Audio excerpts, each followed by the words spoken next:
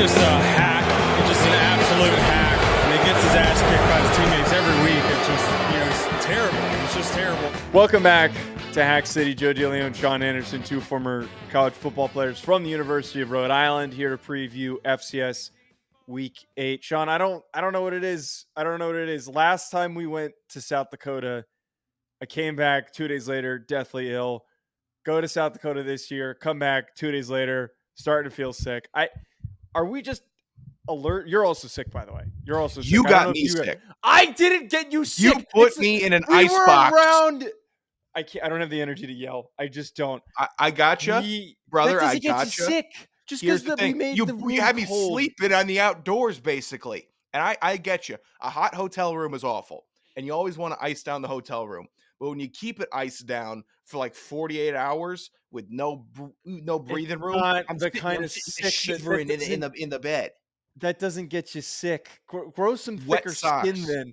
You're telling me I'm sick and I went to South Dakota and I can't handle a new environment with different pollen and flora and fauna, and it irritated my nose. God forbid I try to have a at least I can blame it on you. That's a cowardly move. And I'm trying to have a little fun here, saying that it happens both time we went. I got sick.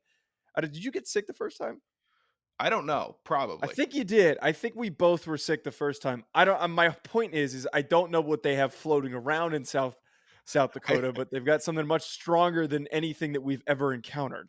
I think we also don't do ourselves any favors by critically damaging our immune systems on the first night there. I think that takes a bit of a toll. And then the Saturday recovery day never goes as planned either. So no. You know what I think it is? I think it was that smoky ass basement that we were eating that I was eating a Reuben in, and I was just chomping on smoke, messing up my breathing track. That's what it was. Whatever it was. Not the fact that we shook hands with way too many people to keep track and probably did not wipe or wash our hands the entire day. Definitely not. That's you. I was washing my hands. I actually wash my hands plenty. I doubt that. What you keep your thin ice, pal? Seriously, thin ice. Speaking of thin ice, I'm on thin ice with BetOnline because I'm not winning as much as I'd like to be. Can you share with our listeners a quick word from our sponsor? Speaking of BetOnline, I'll talk about BetOnline right now. Your transitions have just become so lazy. It's a Texas showdown in the postseason. BetOnline is your number one source for all your baseball wagering info, with up-to-the-minute stats, news, scores, and matchup breakdowns. Get the latest game odds, spreads, and totals for the NFL and college football at your fingertips with BetOnline's real-time updates on statistics, news, and odds. Here's what I would bet on: the Phillies not losing another game in the postseason. They look like a wagon, and I think they're really going to do it all. And we're all rooting for the Phillies. We all know they're going to get a championship, make everybody happy. Head to the website today. What did I do wrong there? You know what you're doing. Head to the website today. Well, you had to do it with old Nats players anyways, so, I kind of will chalk that as a W. Head to the website today or use your mobile device to get in on the action. Don't forget to use promo code BELIEVE, that's BLEAV, to receive your 50% welcome bonus on your first deposit. BetOnline, where the game starts. You don't deserve this Phillies team, Joe. You don't deserve them because you don't care. When the Nats won and we were in college, I was basically naked running through the streets yelling. I didn't hear a word from you about the Nats until they made the World Series. You didn't say a peep, and then suddenly you're on the couch watching the game late, and it's suddenly the focus of your attention. I don't want to hear a goddamn thing. I don't want to hear anything. Whiling if you think that. Oh my goodness, you don't deserve that team. You don't deserve the way they've been hitting the ball and raking. All right, today we're talking about Furman versus Western Carolina, and we're talking about Montana State versus Sac State. So, Sean, we have with this matchup, I think we've already established who Western Carolina is. I think we've already figured out who they are. They've already been tested a little bit by maybe some of the teams that they've played weren't as good as we thought they were coming into the season, like Eastern Kentucky and Samford. But we kind of have a sense of who they are. And even if they're without Desmond Reed, who had an injury against Chattanooga, they're coming off the bye. Don't know what the deal is there. But a banged up running back is never a good thing to have when he's most of your offensive output. They're playing with a Furman team that hasn't been tested. And a lot of the games that they've played so far this season, have been close. But we can agree that both these teams are well matched, and anyone can come out with this victory in this game. I don't think that there has been a lot of conversation that Western Carolina is just going to boat race them. And I think that is a little bit of an aggressive assumption. I like Western Carolina to win this game, but for it to be assumed as a blowout, I think is a little bit aggressive. I would say so. I haven't seen the discourse about Western Carolina beating Furman. Furman's got a really good. There's a lot of it. There's a lot of it. You know what? People Maybe commenting on my stuff. They're like, I think oh, we're gonna find out about Furman this week. Western Carolina is gonna put up some points on them. The algorithms might be algorithming thanks to Heath and the Catamount crew. Wait, by the way, I have to. I'm getting soft. I have to say this. Heath has been nice over the past couple of weeks. I will give him a little bit. I will give him some credit. He invited us to go to the game. Obviously, logistically, that would have been really hard to do back-to-back weeks. But when people are nice after they were a-holes, I will concede that Heath has been a nice guy the past couple of weeks. Thank you, Heath. I think I will make a similar concession and acknowledge that after the jackassery of being upset about polls, you kind of get to see who people really are. And then once you give them their way, then they're nice to you. That's a good point. So, but he's coming around on me is my point. Regardless, it's getting better. I think Rack started similarly to me at the beginning. No, because Rack was full bit all the way through. I don't know which was worse. At the beginning, I don't know which was worse. Rack's bit or Heath's complaining. I just don't know which was. At Rack's still listener number one. By the way, more reason to believe that Chris Hammond is Rack after this week. By the way, I saw that is telling. Continue what you were saying. Sorry, like we were talking about the game, man. Yeah, Western Carolina. You kind of got to be ready. This Tyler Huff's a good quarterback when he's passing. He made some weird decisions versus Stanford, and he needs to hold on to the ball better. He put the ball on the ground when he was taking a sack. It was a weird play. I actually caught or watched through a good amount of this Furman Stanford game. When he's got time, he's good. When he's on the move, he's good. But additionally, running the ball, he's a 1-2 punch with him and Dominic Roberto. Roberto's at times I'm watching this and I'm like, just feed the big man. Feed the big man. He can move. He can move the chains, and he does. Really high on Roberto. 18 carries, 128 yards, 1 touchdown last week. He got them the win. Stanford played really hard in that weird stadium with all the construction going on, and Furman still pulled it out. So you got to be ready for them. Western Carolina cannot take them lightly. So we have if Desmond Reed plays, we have a very interesting combination of Cole Gonzalez, Reed, and then Huff and Roberto going at it, seeing which 1-2 punch can really do it. Right. So I have a feeling there's a possibility that this is kind of like the Chattanooga game where there's maybe not a whole lot of defense going on, which is weird to say because there was a pick 6 in that game, I think, or there was a very critical pick that happened at the end of the game. My memory is escaping me at this moment. There wasn't a lot of defense. It was 52-50. It was a bloodbath of points. Not saying he gets up to there, but our focus is on the offensive players because Cole Gonzalez has been one of the best quarterbacks in the country so far this year. I'm just a little wary as sometimes we see when running backs are unavailable or aren't as fully available, what that does for the passing game, because that threat of having to deal with that running back who's getting wide open rushing lanes, who's really well schemed up. I don't really know if Gonzalez, how he's going to play without that, because we haven't been exposed to that so far this season. So that's one main thing that I'm paying really close attention to. Ken Huff, as you're saying, who probably a little bit better of a runner than he is a passer. Some random Furman dude's going to comment. I would agree. You've never watched Tyler Huff before. You don't know what you're talking about, but he's throwing the amount of picks that he does from time to time. He's a better runner than he is a passer. But him and Roberto, if they can kind of grind this thing out, they're that type of team that they're both big bodies also. Right. I don't think Tough Huff gets knocked out of the game very easily. No. He's fine running at the linebackers. What I was getting at here is Furman, based on their offensive output, they're better than they look on paper. They're the type of team that tries to keep your offense off the field, just grind it out, put the points on the board, let the defense play. and then just hope that you're up at the end of the game. They're not like Western Carolina that's trying to blow you out of the water and put up as many touchdowns as possible. And that's not a bad move for Furman, because you're looking at Furman, you're saying, is there a wide receiver or tight end that consistently we can go to, or do we just need to be methodical? And you got to be methodical, and they've done it, and it's worked, and you can't complain about it. That's how I see it. If it's working, why are you complaining? I understand. I mean, I complain every time Desmond Ritter's on the field, even if he throws a first down. So I get it. I understand the sports fans' brain and mindset. But from this perspective, they keep winning games. You're doing okay. And I think keeping Western Carolina's offense off the field is the best game plan. It genuinely is the best if you want to win the game. I will say, and this is in support of Western Carolina, but might come off as a dig. Desmond Reed, to me, isn't the type of running back that if he's unavailable or gets less touches, that it will negatively impact the rushing game.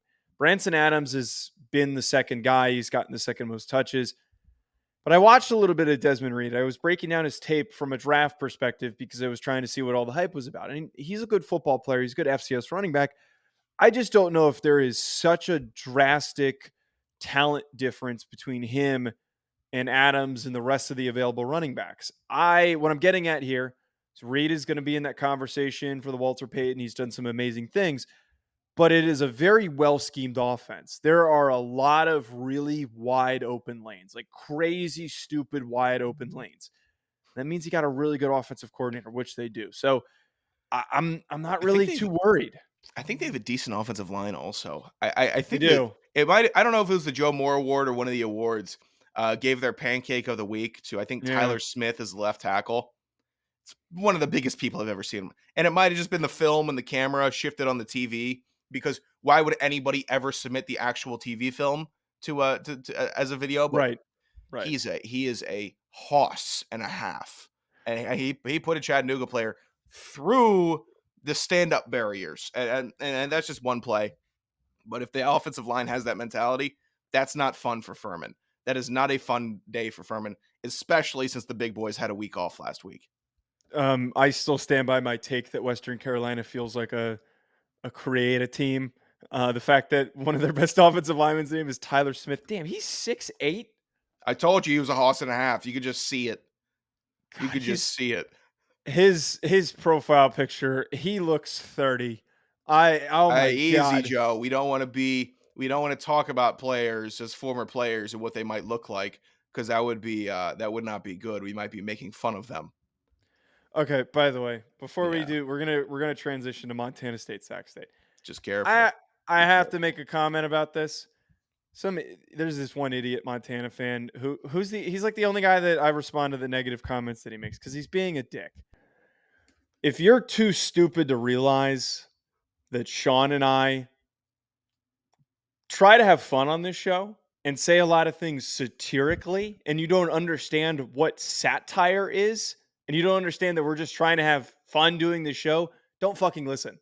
Like I was unbelievably dumbfounded by the interaction that I had with this idiot who's just hounding us for our Montana takes. Montana fan, and it's either satirical, tongue in cheek, or it's the stupidest, most blunt, idiotic conversation you'll ever endure, and that's how we like it, because that's how me and Joe operate. All right, Montana State, Sac State. To talk about this game, they haven't had Tommy Mellott for a few weeks. They did, I believe, get him back last week against Cal Poly, trying to get that rotation with him and Chambers back to what it was. They still have had a bit of a pickup in their rushing game from Jared White, who's had some strong performances so far this year. They are going up against the Sac State team that has been good, but when faced with a top program when they played Idaho, they lost. Caden Bennett has been a star at the quarterback position, and Marcus Fulcher has been in and out of the lineup, but still I stand by him being one of the best running backs in the FCS. Your thoughts on this game, Sean? Yeah, we're down to the most fun stretch of the Big Sky right now. Everyone's starting to play everybody, and it's good. It's fun. And Sacramento State still being in the hunt this year is good, because it was either last year or the year before where they just kind of snuck up and you were like, oh my God, they're 9-3. And now it is Sac State we know and acknowledge and are tracking, and they're fun. And they are not a team that you can just take lightly. You'd be happy sneaking out with a win against Sac State. You don't want to if you're Montana State. You want to go in and just win the game, run the ball hard, and then throw the ball a couple times, have some open receivers, scheme it up. Their scheme is very fun, very good. It's going to be a great game, but Sac State will just try to they play their own brand of football consistently, and they're going up against a team that plays their own brand also. We're not going against copycat teams that just do whatever the flavor of the day is. They've been building this. They've been crafting. And now we get to see two of the prime top of the top, at least for most of the season for me, teams going at it. Give me all of it. Oh, what is it? 10:30 at night also on set. Oh, come on. Is it? Oh, that's awesome. On. Come on. It got I think it got the ESPN, didn't it? Wait. Oh boy, hold on. Wait, let me check. Let me check. Don't you dare. Don't you dare. To talk about this game, though, they both have offensive playmakers. They're both just such stylistically different programs. Yeah, it's on ESPN too. It's on ESPN too. Hell effing fired. Yes. Up. That's awesome. What a nightcap. You come back stumbling home from the bar and you're like, Montana State's playing Sac State. And it's the fourth quarter. Am I in? No, that's where we would finish. I got to check in with my people and make sure they got cable because I will not be at my crib this weekend. Oh, yes, that is right. You're going to be at Bowling Green. If there are any Bowling Green listeners, why would they be? Seriously doubt that there are. I agree. Look, in projecting this game, I'm hung up on the result of what happened when Montana State played South Dakota State. Seeing how good South Dakota State was in person, and some people still kind of doubting it, and I stand by it, that is the best team far and away in the country. That is a G5 football team. That is going to be the hardest team to beat. Maybe someone upsets them. Maybe that's somehow possible. That is the best team. And having watched Montana State, South Dakota State, and how freaking close that game was, and how Montana State almost won that game if it wasn't for a guy being out of bounds, Montana State's not too far behind them. And our national championship is going to be decided between these two teams. I think that Sac State is a good football program, and they're going to be a top 10 football program at the end of the season. But to see the physicality on both sides of the football, their defense that has been led by Brody Grebe, I'm probably mispronouncing that, and I apologize if I am. For them to play the way that they have so far this year, I just think it is going to be a Herculean task to pull out this victory and to win against Montana State. Did you see what Bill Connolly from ESPN has been doing this year? Have you been tracking this at all? No. So I guess he's got some mathematical formula, and he goes for every team playing in the United States, all 665. Through week 8 or week 7, whatever it is, going into week 8. South Dakota State sitting at 29 of every single team. He's got Montana State at 66. South Dakota State number 1 in FCS, Montana State number 2. So there needs to be some respect on that Montana State program for being that good. And they're both ahead of, like, I don't know, Cal, BYU, Virginia Tech, and then South Dakota State, obviously. I mean, they're just in a huge league of their own right now in the FCS. They are executing, and their deficiencies are minimal. And it's being reflected nationally. I thought that was actually pretty cool. Check out ESPN_Bill. See if you want to check out where your FCS program is ranked. Rhode Island's in like the 160s, I think. Jeez. RIP. All right, I think that's a good note to wrap us. We have FC estimates. Shut up. Let me talk. God. Idiot. I was about to say that. That's a good note to wrap. Let me say that before our final segment. Okay, I'm running on fumes here. Be better. Get some.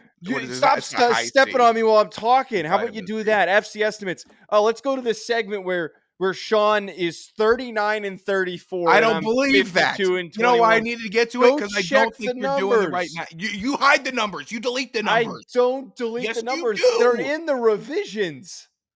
It's not hard to find. You know who you picked every single How week. come you just put what I have? I don't see Joe from the last week. It just says Sean. It You does not say deleted Joe. it. You deleted it, you dick. I don't delete anything.